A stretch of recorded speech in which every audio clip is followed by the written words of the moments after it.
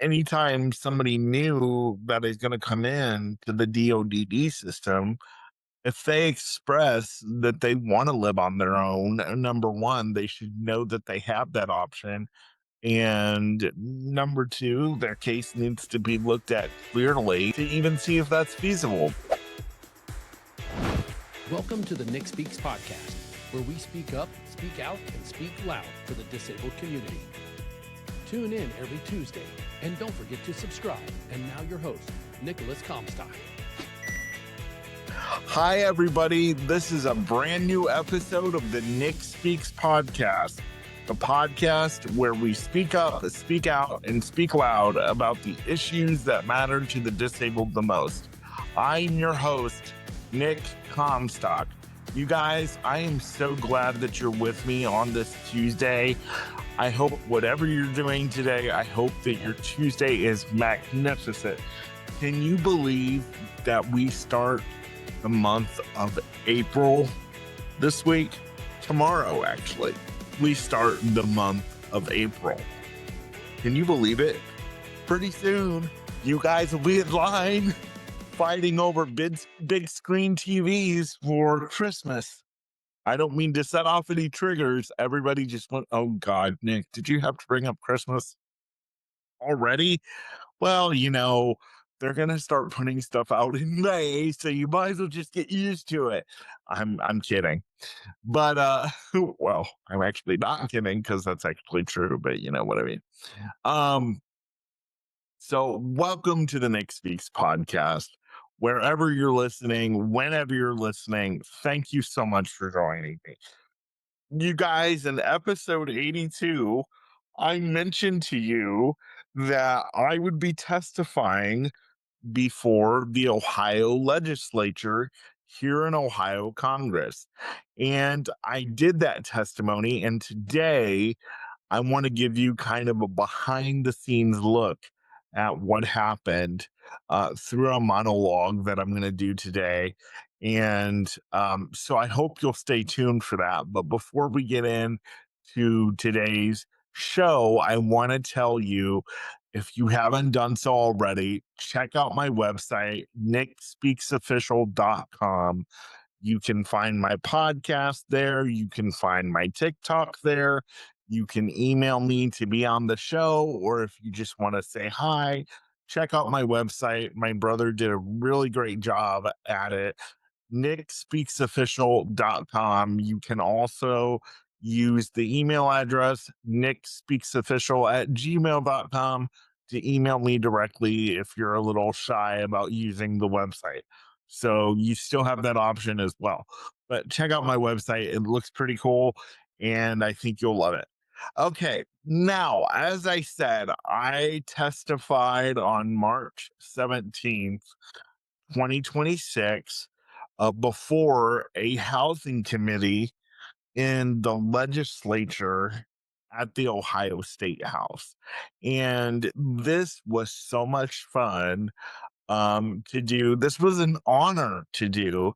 This was a week before my 36th birthday, and I could not have been more honored to be there to testify to potentially expand funding for people with disabilities in Ohio to get their own place, or if they choose to want to live with roommates. So I was thrilled to be able to testify with a few other people. In fact, one of our recent guests, Emily Kendall, was a part of that testimony with me. I actually spoke right before she did. She was the last one to speak, and I went right before her. And it was just an honor to stand beside Emily Kendall and testify on why we need change and we need to expand the Community Capital Assistance Fund here in Ohio to better housing for people with disabilities. So I'm going to talk a little bit about what that looked like today. So first of all, The name of the committee that I testified in front of is way too damn long, and Chairman Gary Click told me when I went up to testify that he had heard of my podcast. And I believe he told me that he listened to it. So, Chairman Click, if you're listening to this, it was an honor to testify in front of your committee, but the name of your committee is way too damn long, which is why I only addressed you in the beginning and not the whole big ass long of your committee, your big ass long name of your committee. So, Chairman Click, members of the committee, please take a vote to change the name of your committee because it's way too long. Just do it. Um, anyway, it was a lot of fun, and I explained to the committee that I had been out on my own for 8 years and how everybody around me said that I would never be able to do that. And because of the CCA fund, I was able to get my own apartment in 2021. And I talked about how moving out on my own in 2018 was like my liberation day, even though I was with roommates and I was out from my parents' house. And that was one of the biggest goals that I had in my mind.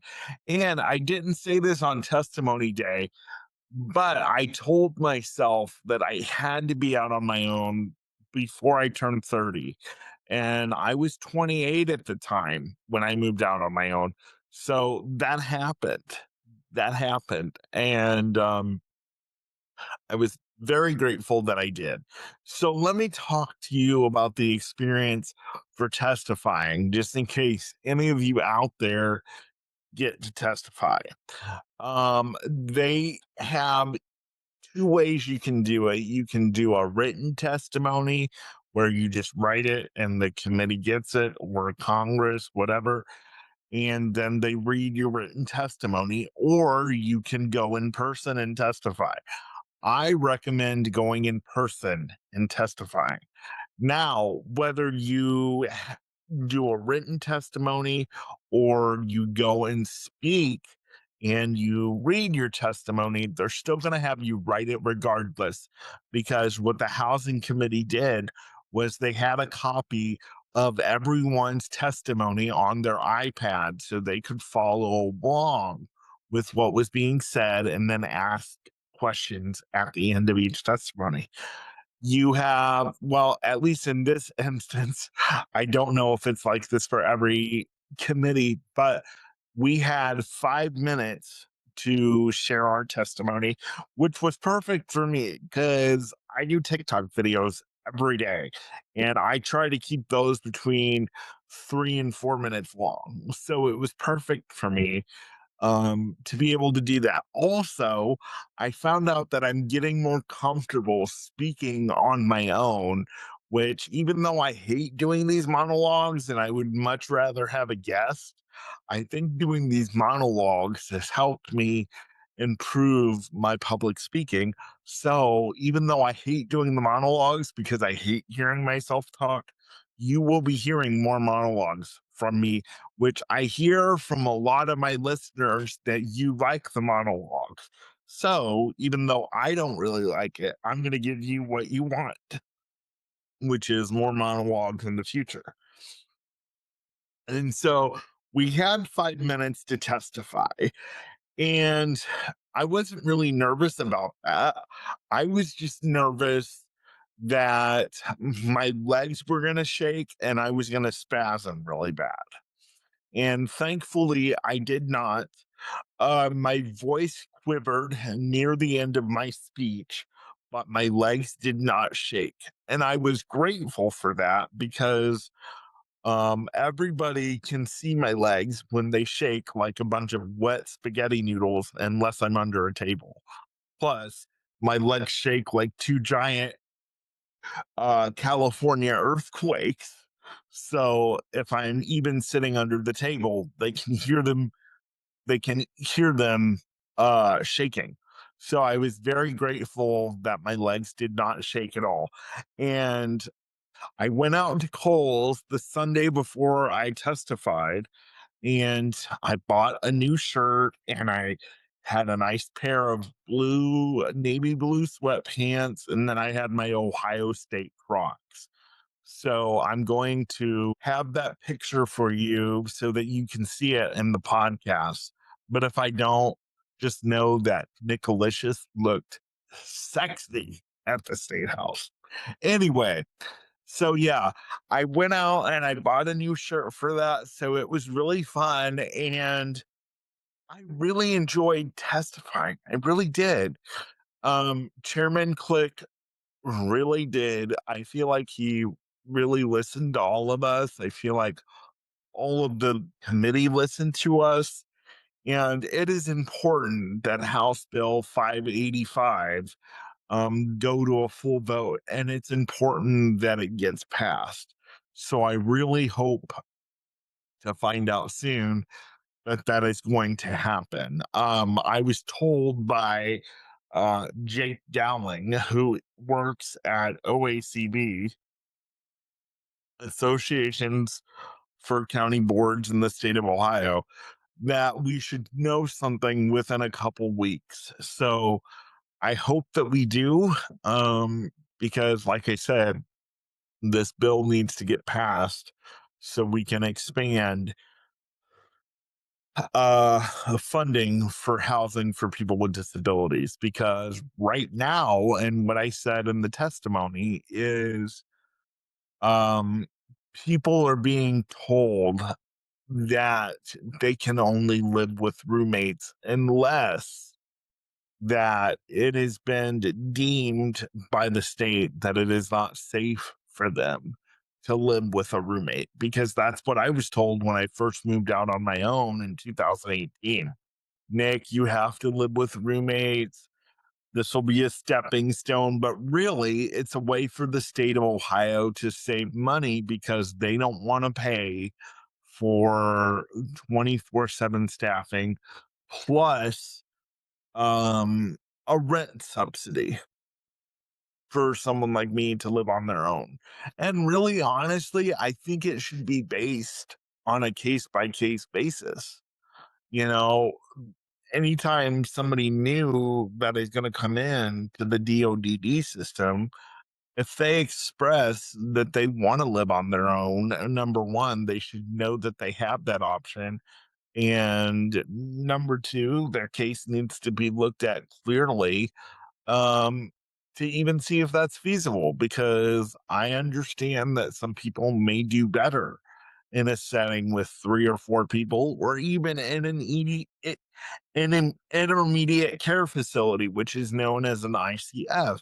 So, like I said, it should be done based on a case by case basis and based off of what the person needs. And if they say, hey, I really think I can do this, then the county case manager, I'm sorry, you county case managers aren't going to like this. But if somebody says they want to live on their own and they think that they're capable of doing that, your first response shouldn't be, no, we have to save money. So it's better for you to go live with roommates first. No. Your response should be, okay, well, let me talk to my supervisor or do some research and see if we can make this happen for you. Because I'll be honest with you, until 2021, I had no knowledge of the Community Capital Assistance Program, which is known as the CCA fund. And the reason is because I believe the state and the counties want to save money. And listen, I get it that we have to be fiscally responsible. I get that. I hear that all the time. Nick, just because you have $500,000 available to you in services doesn't mean you get to spend $500,000. Okay. I hear that. First of all, why would you approve me for that much money if we're not going to spend it all in a year to improve my life? Second of all, um, Why? Just why? I don't want to hear that, but it is what it is. I actually lost my second of all. That's why I just went on to something else. But anyway, um, oh, second of all, you're a taxpayer. So you should be wanting to figure out, yes, let's use this money to improve my client's life because after all, I'm paying taxes into the system.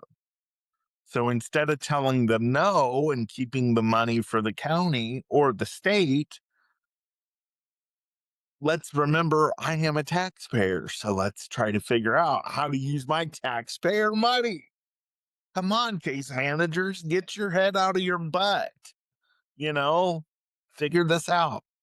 Anyway, I want to say too that I I just there's something about testifying in front of Ohio legislature. Really, when any state gives you the opportunity to do it, take it.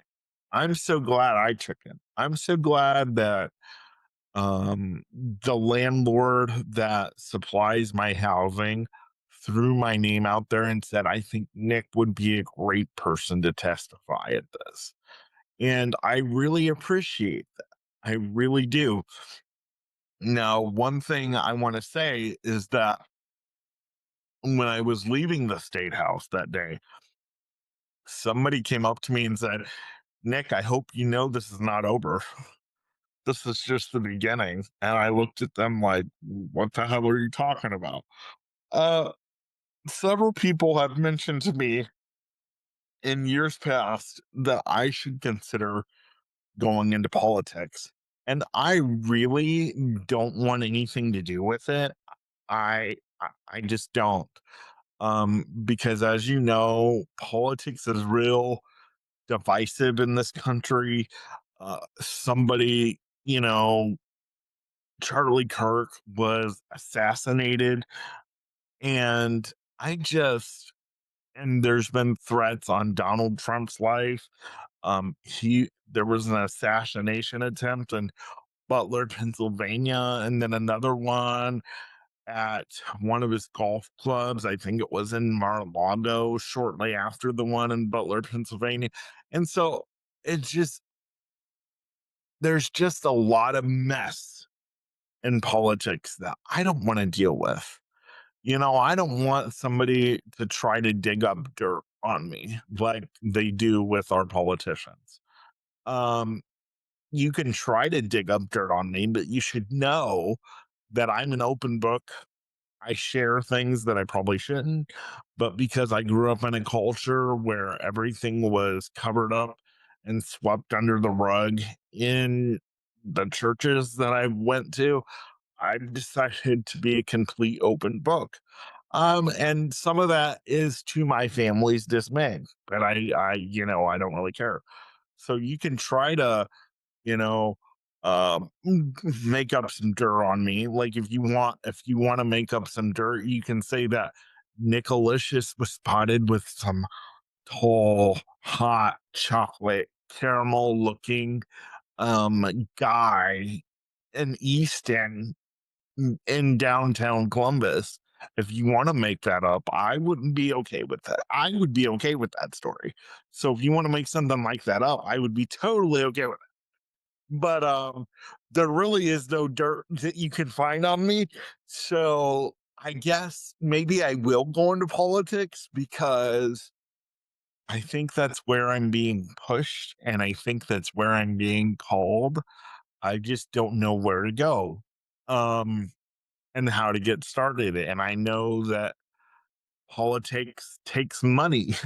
And when you're on the government assistance programs, they don't give you a lot of money and they probably don't want you putting it in a political campaign, which is why I need you all to support this podcast so I can make more money, so I can potentially do that. I will tell you one political office I have no interest in, and that is the president of the United States. I don't want that office. I don't want the stress that comes with that office. But anything else, I am open to in politics now because I now see. that is the only way real change is going to happen in the disabled community is if me and other disabled people like me get in to run for local or highly state government positions. I would possibly be willing, I mean, to run for governor one day. I don't know what the qualifications are. Um, if you have to have a high school diploma, I guess I'm screwed. I don't have that, and I don't have a GED. But I mean, I would be willing to run for governor one day here in the great state of Ohio. I don't want that right now. Maybe a House, maybe a Senate seat in Ohio.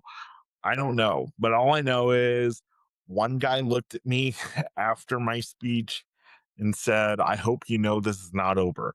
So I think that meant, Nick, you're going to go into politics whether you want to or not. I don't want to. I would rather go into acting, but maybe I can do what the great late Ronald Reagan did and go into acting first, and then maybe if a Senate seat or a governorship opens, I'll take it.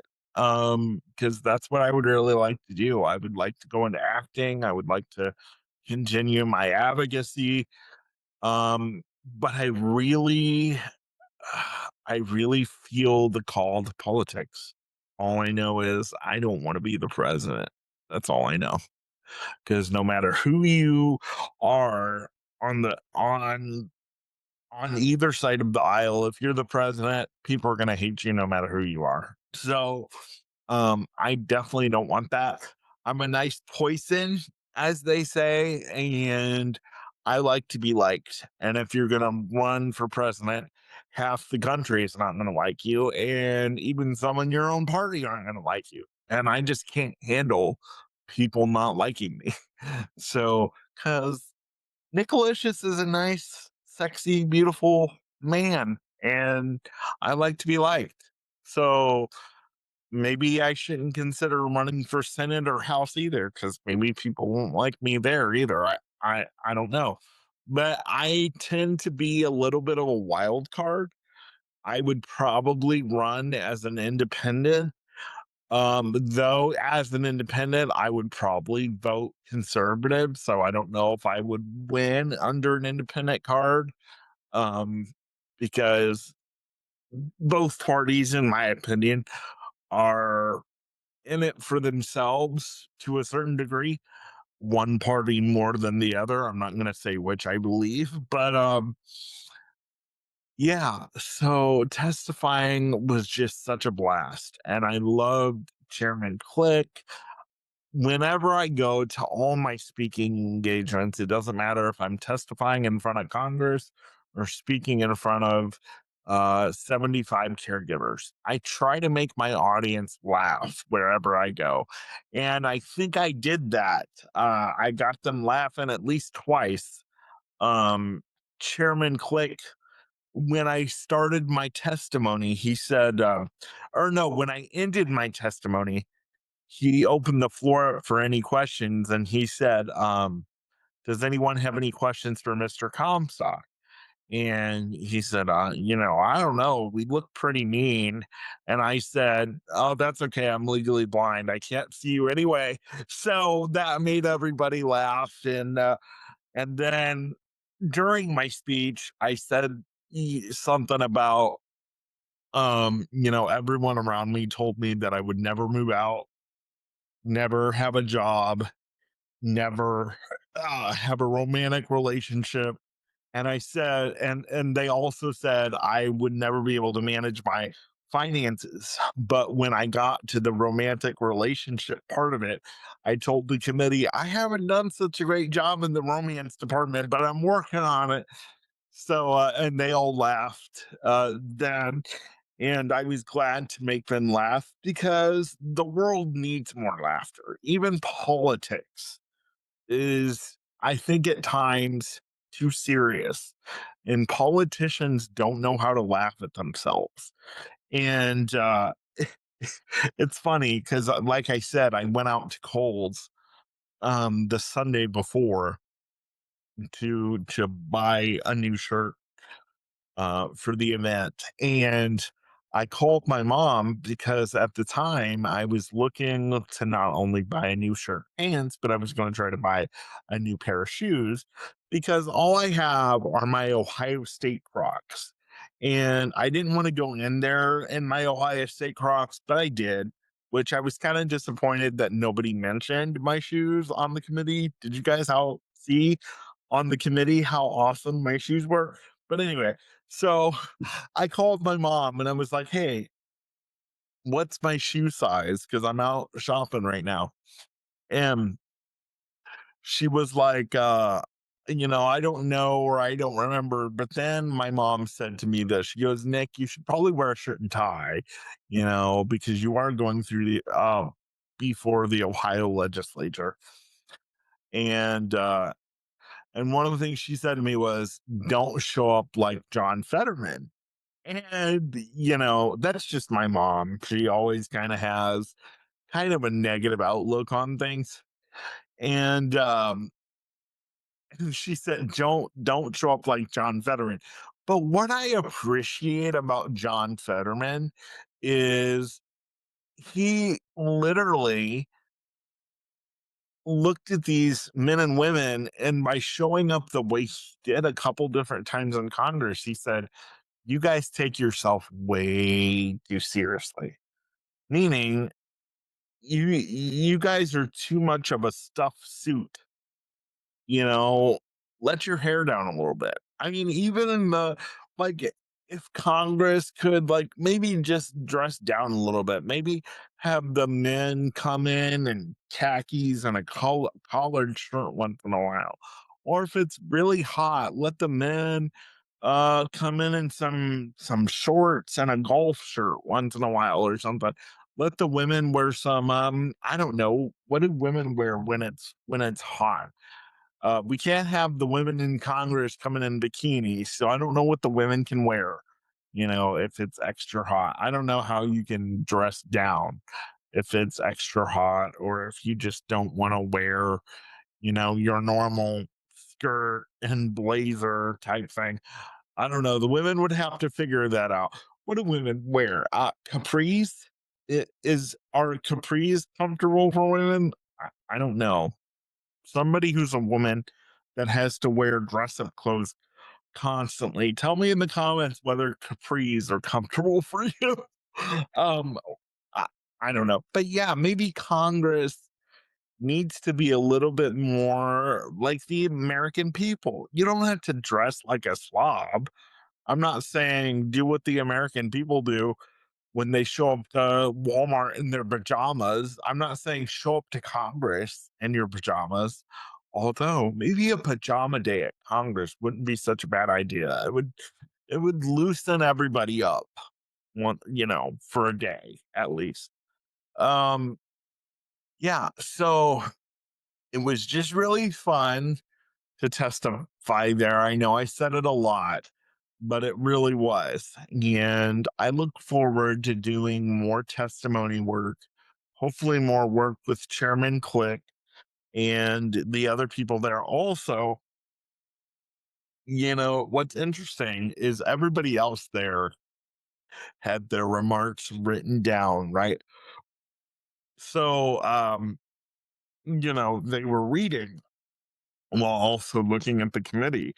So they would say, Chairman Click, members of the committee, and then they would say the whole committee name because it was in their notes and they were reading from their notes. And as I said at the beginning of this, your guys' committee name is way too damn long. You need to like change it. But what's interesting is they also said somebody else's name, which was, I believe they said Chairman Click and Ranking Member Humphreys. Now, it's not that I didn't want to say your name, uh, Ranking Member Humphreys. I think you were sitting in for someone else that day, so you became like the ranking member. Um, it's not that I didn't want to say your name, Ranking Member Humphreys. I had a second grade teacher that was named Mrs. Humphreys. I just I didn't want to butcher your name. And sometimes when I get nervous, I butcher people's names and I didn't want to butcher your name. I knew I could say Chairman Click without a problem because click, all you have to think about are two things, a remote or a computer mouse. So and so it was really easy for me to remember Chairman Click's name and just say members of the committee. I wasn't slighting any of you because I didn't say, ranking member Humphreys or the name of your committee. I wasn't trying to slight it. It was just I was trying to remember what I can because I was saying everything from memory. And so that's why I didn't recognize ranking member Humphrey that day. But it's not because I didn't want to. I was just trying to remember what was easiest for me. I will say though, I'm so glad that we had a time limit because as a person with a disability, sometimes when we're giving the opportunity to talk, if we're not given a direct time limit, then we will ramble. And I am so grateful that the committee gave us a time limit of 5 minutes. And I was nervous because, not because of speaking, I'm not nervous about that. But I was nervous because I thought there was going to be a buzzer or something because I noticed right then and there that there was a clock on the podium counting down. So I was like, please don't go over. Please don't go over. Because I didn't want a loud buzzer to jump out and scare me, you know, because I have high platonic muscles and loud noises scare me.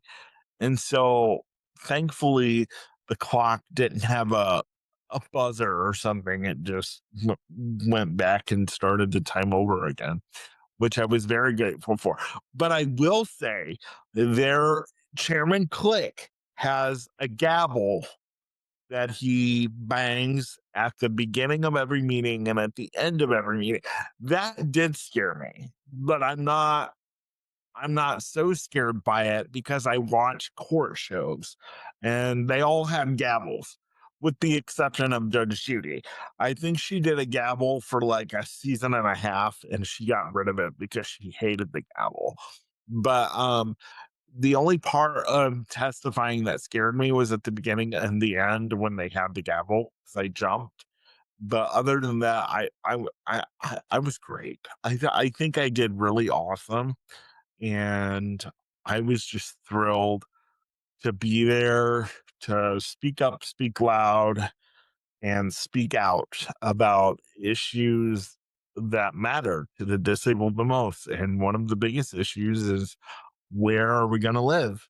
And how are we going to live on our own? And we need our government to help us, to do that. Although I will say, I don't think you need your government to help you disabled people as much as you think you do. I think you can become an entrepreneurial and say bye bye to the government, like I'm trying to do.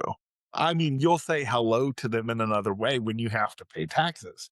But I think at this point, I would rather say hello to them in another way and pay taxes than have to deal with all their red tape and rules and regulations when it comes to having social security checks or Medicaid or Medicare or Medicaid or Medicare waivers. It's just all confusing because it all comes from the government and nobody knows what the right hand is doing. Nobody knows what the left hand is doing.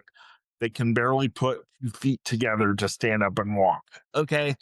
Um, I really think when it comes to the people in Medicare and Medicaid and the people that run all these programs, I think a lot of them are disabled in more ways than one. And actually, the actual disabled people could do a better job running these programs than the people who are actually in charge.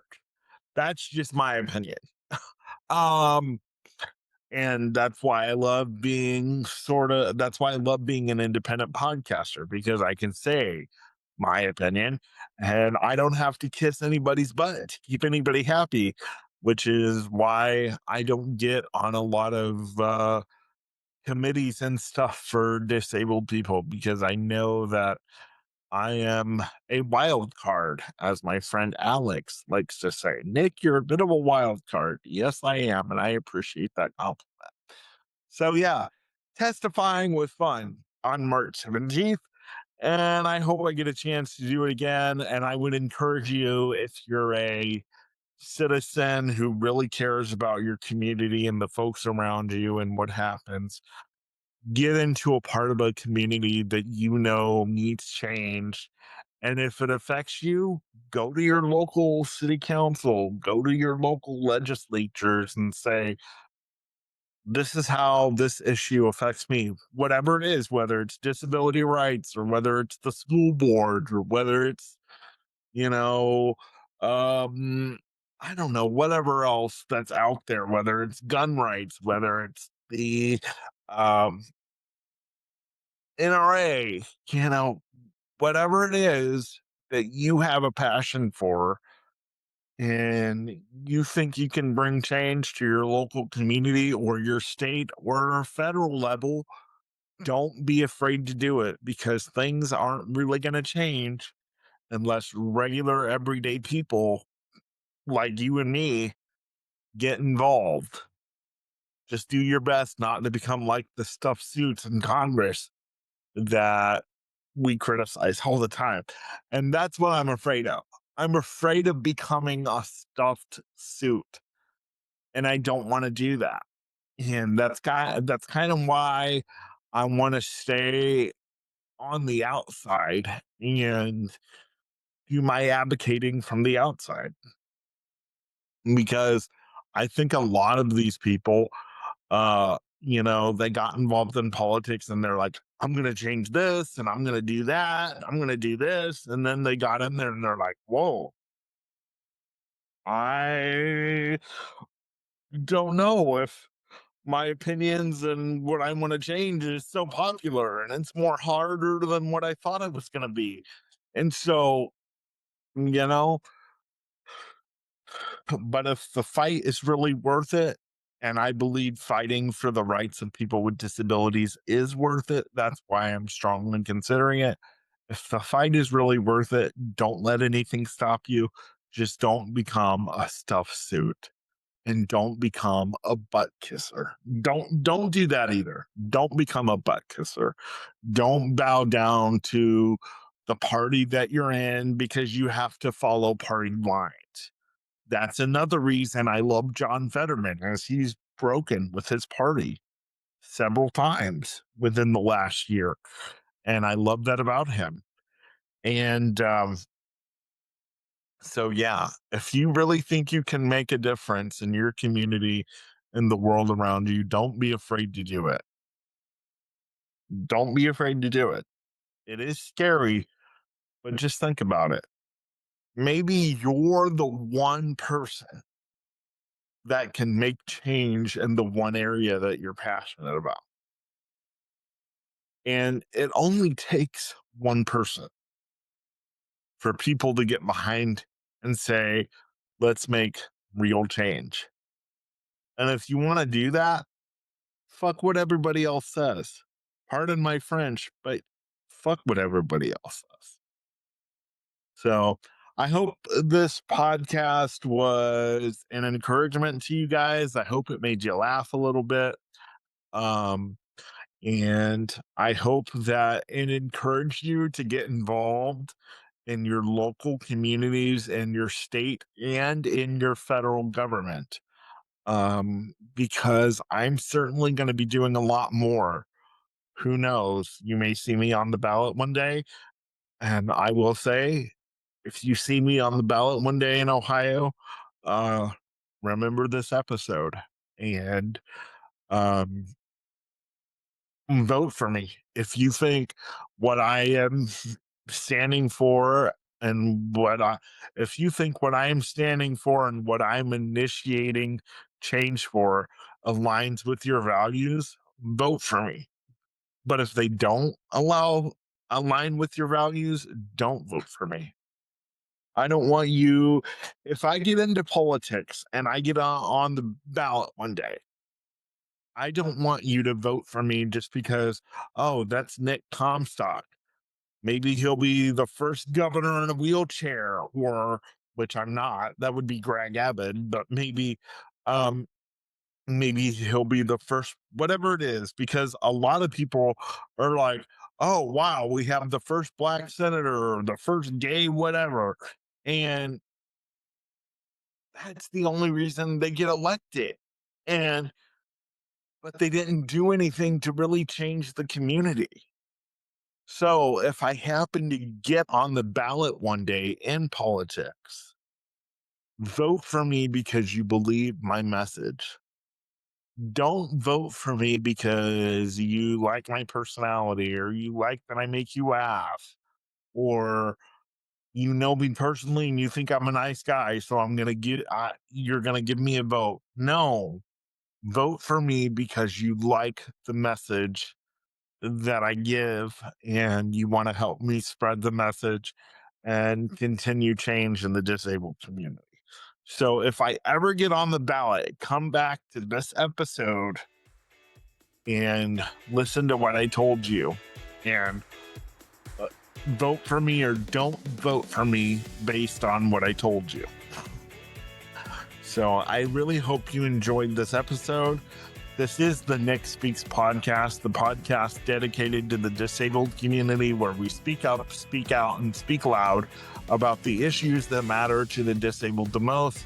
I am your host, Nick Comstock. Thank you so much for joining me today, and I will see you next week. Bye-bye.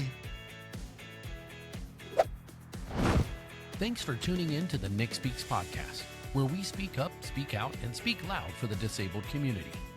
If today's conversation resonated with you, please like, subscribe, and hit that bell so you never miss a new episode. You can find Nick across all platforms by visiting his link tree in the show notes. And please leave a comment to join the conversation. Until next time, keep speaking up, keep speaking out, and keep speaking loud.